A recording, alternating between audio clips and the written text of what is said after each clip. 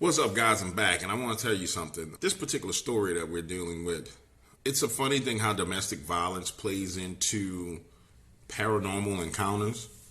Not just cryptid encounters, but paranormal encounters in general. There's a direct correlation to domestic violence and these type of encounters. In this case, I'm not so sure that this is a dog man, even though what he's described sounds to me like a damn dog man. I'm just not sure. But nonetheless, I decided to produce a story so you guys can take a listen to it and you tell me what you think. I'm not sure what this was. That's why you don't see me defining it as a dogman encounter. There are similarities to dogman encounters with what this guy is experiencing, but I'm not sure. And I wanted to disclose that to you up front. I'm hoping you guys are having a phenomenal, wonderful day. Also, within the next week or so, we're going to be launching the Men of Steel prayer group. It's a men's only prayer group called the Men of Steel's prayer group. And you will be welcome to, what is this? You'll be welcome to join into this group. I'll be putting the link to the website in the description below. It's called the Men of Steel prayer group. The website is strongmenpraying.com, strongmenpraying.com. There'll be Wednesday Bible studies, and then there'll be a special session for influencers in the cryptid field. So if you are an influencer in the cryptid field and you want to understand the spiritual warfare that you go through, being a member of this field and being an influencer in this field, then it will be good. I'm telling you, it'll behoove you to join this group so you can find out about some of the things that you need to do to defend you and your family. All right, ladies and gentlemen, one and only James Williams, Adult Waters, I'm out of here. Enjoy the show.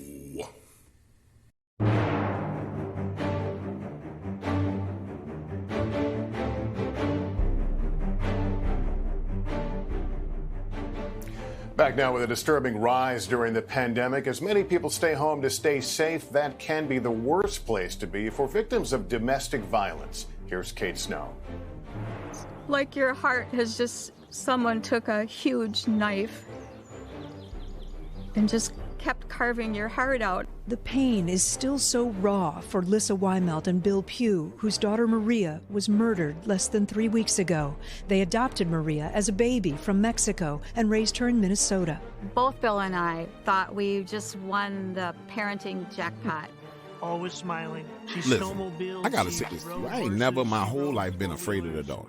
No, I'm serious. I've never been afraid of the dark. As a kid, I was the kid that would hang outside in the country at night, walking up and down the highway, never was afraid of the dark until I got to be 18 years old and that darkness started to look back at me.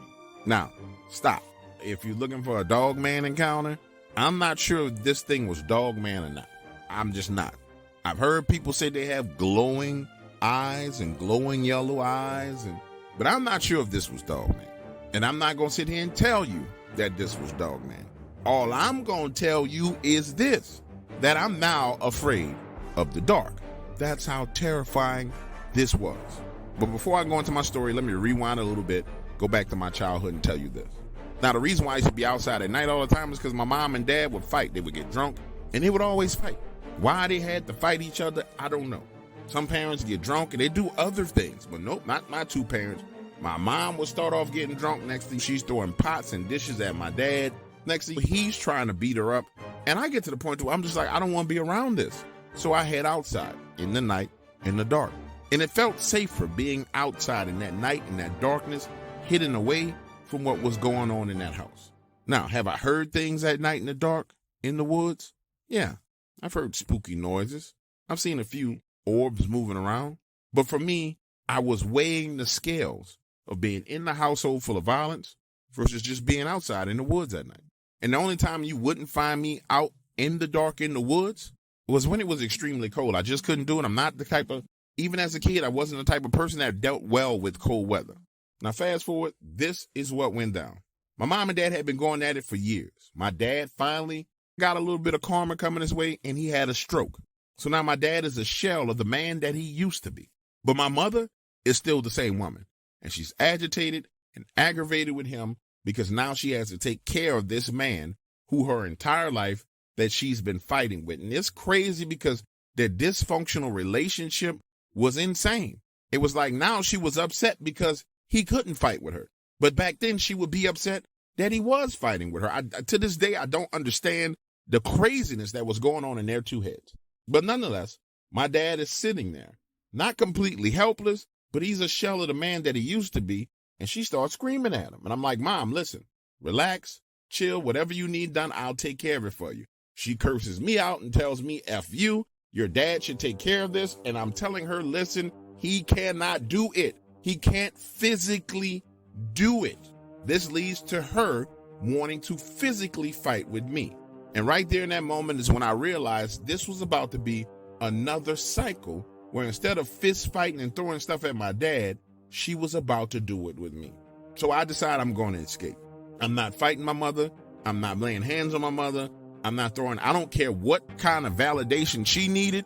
I wasn't doing that. So I leave the house. Boom, I'm going out the door, walking up the roadway. Now, if you outside of our house, there's a street light probably about 30 yards away from the house, right on the street. And then once you get out into the street and you get past that light, there's no other light for a couple of 100 yards. So I go past that street light and I'm just walking. I'm steaming, fuming, saying to myself, why in the hell would my mother want to fight me? To me, it was the most insane thing on the planet. What type of mother wants to fight her son? And as I'm walking along, getting further and further away from that light, the darkness seems different. I don't know how to explain this to you, but there's darkness, right? And then there's this other darkness. It was like the darkness that I was used to seeing, that my eyes would quickly adjust to. It was like there was another layer of darkness over it. Not fog. No, not fog. I don't mean regular fog. I mean like another layer of darkness. And again, I want to remind you, I've been doing this since I was a child. My eyes adjust to the darkness extremely quickly. Like I can see things at night in the dark that most people will never see. But this night, it was almost as if there was another layer of darkness over the darkness. This pitch blackness that emerged. Now, I call it emerging silence because it's like it emerges, like it comes towards you, pushing all of the sound away. And the next thing I know, I feel like I'm in this cocoon of darkness and no sound. Like it's enveloping me, like it's surrounding me, like I'm being wrapped in a blanket of darkness, no sound. And that's when I start to see those glowing eyes. The first set of eyes, 14 feet up in the air, glowing yellow eyes. Second set of eyes, about 5 feet on the ground, glowing yellow eyes. Next thing I know, on both sides of the road, I'm surrounded by these glowing, self-illuminating yellow eyes. I want to be clear with you. I don't have a flashlight. I'm not shining a light.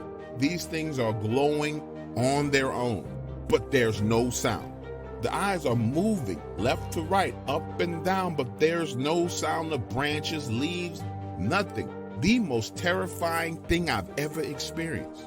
So now imagine a scene. I'm standing there in the middle of the road and I can feel this terror, this fear, unlike anything I've ever felt before. And it's like it's closing in on me, squeezing down like a vice grip. Now listen to me. I don't know if this was God himself that interceded on my behalf, but I felt like I was about to die. I'm standing there in the middle of the road and I see headlights from a vehicle coming. And the craziest thing is the lights from the headlights are struggling to penetrate this darkness.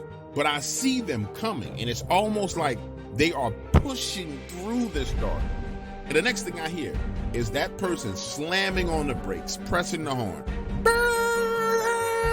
and sliding to a stop inches before hitting me. He rolls down the window, sticks his head out and says, "Why in the hell are you standing in the middle of the road at night?" Now listen, I don't know if it was the look on my face or if he looked around and saw what was going on. I can't tell you what it was. But he looks at me and he says, "Son, you're going to need to get in this truck. Get in the truck, son. Get in the truck."